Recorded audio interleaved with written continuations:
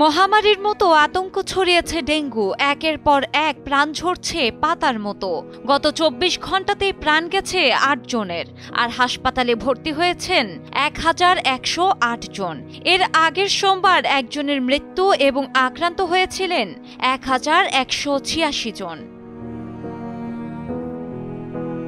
এই নিয়ে বেড়েছে উদ্বেগ, কেননা চলতি মাসের ১৫ দিনেই ডেঙ্গুতে মোট ৬০ জনের মৃত্যু হয়েছে, আর আক্রান্ত হয়েছেন ১৩,৮২৬ জন। এছাড়া সব মিলিয়ে এবছরে ডেঙ্গুতে মোট মৃত্যুর সংখ্যা দাঁড়ালো ২২৩ জনে এবং মোট আক্রান্ত হল ৪৪,৭৬৪ জন। এ তথ্য নিশ্চিত করেছে স্বাস্থ্য অধিদপ্তর। তথ্য অনুযায়ী সেপ্টেম্বর মাসে মোট আক্রান্ত হয়েছিলেন ২০,২৫৮ জন এবং মোট মৃত্যু হয়েছিল ৯১ জনের, আর তার আগের মাসে আগস্টে মোট আক্রান্ত হয়েছিলেন ৬,৫২১ জন এবং মোট মৃত্যু হয়েছিল ২৭ জনের।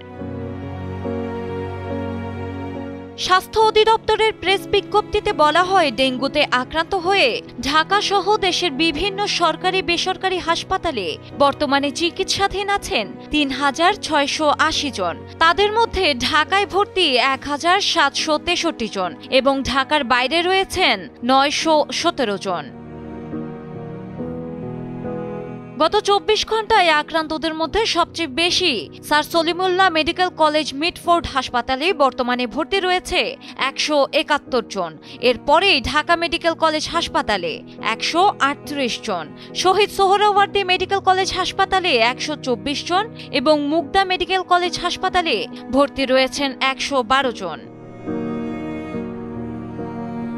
এছাড়া গত ২৪ ঘন্টায় সবচেয়ে বেশি আক্রান্ত হয়েছেন ঢাকা বিভাগে, আর সবচেয়ে কম আক্রান্ত হয়েছে ময়মনসিংহে।